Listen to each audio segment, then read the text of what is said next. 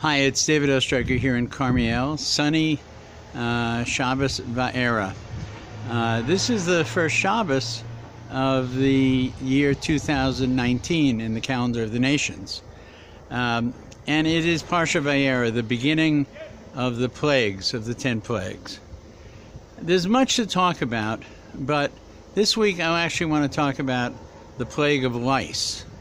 The plague of lice is a very interesting plague, especially if you are part of startup nation, Israel, or if you're part of Eretz HaKodesh, the land of Israel, the Holy Land. Right?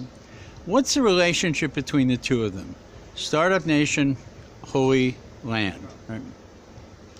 And there is an answer to it. There is a clear answer to it. Right? One would think that as science grows in knowledge and understanding of natural events, that, hold on for a second, Shabbat Shalom,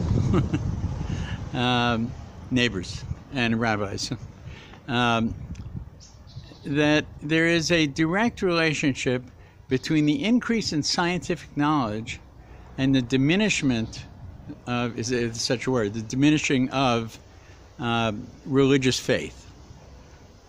That is to say, once we can understand a natural occurrence, then we don't credit it to God. And eventually, if we understand them all, God disappears. But that's only if the dependence on God revolves around the idea of miracles. Now, interestingly enough, if a prophet comes to the Jews and performs legitimate wonders and miracles, and then says, here's my suggestion for changing the Torah, well, we know he's a false prophet.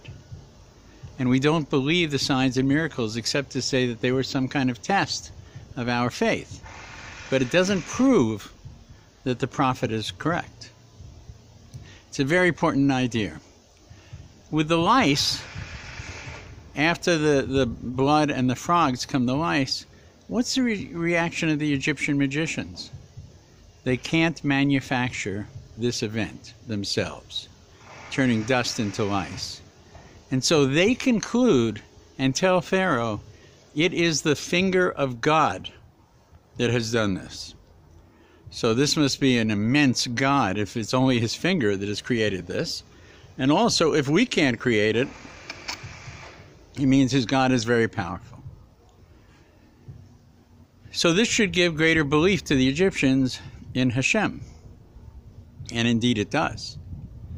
So what happens to us when we're told, well, the reason that the moon doesn't fly out of the world is because centrifugal force and gravity and astrophysics, etc. Right?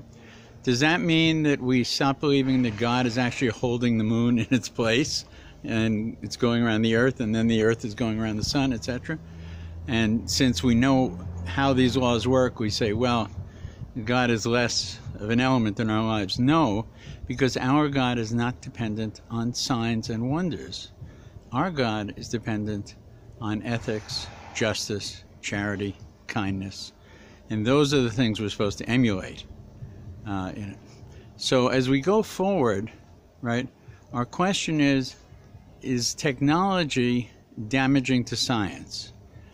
To Jews, it is not, because science and everything else is incorporated into the oneness of the universe that was created by God himself. So there is not a separation that we feel, the scientist is right and the rabbi was wrong.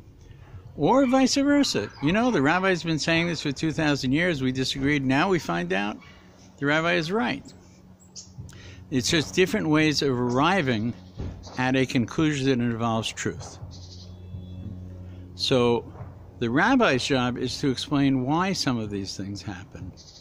And the scientist's job, I would say, is more to tell us the technical process in which it happens, but not the overarching need for it.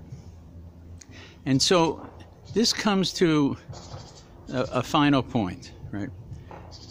up until the Yam Suf, the splitting of the Red Sea, it's very clear that God is doing a demonstration of his oneness and his power. But once the Jews find themselves in the Midbar, the only time God does miracles for them is not to demonstrate his power and his wonders, but rather to solve a need that the Jews have, whatever it may be. For this, he will create a miracle, right? But not see how strong I am kind of thing. Initially, that is part of the Yam Suf, and that is part of the 10 plagues. But once that's completed, after that, and there are no miracles that are just for the sake of show. The miracles are actually just to help the Jews manage their lives in the Midbar. So I would conclude that Startup Nation will not desert the essential understandings of Emunah, faith in God, because our faith in God is not dependent on miracles and on scientific knowledge. It existed before it, and it will exist beyond it. So I think the future is bright for the marriage of technology and universal understanding. With that, I leave you. Next week, maybe we'll be talking to you from, could it be the Dead Sea? Could be. As we get to the last set of plagues. Be well, Shabbat Shalom, have confidence in the future. Shabbat Shalom, David Ostriker here in Karmi'El.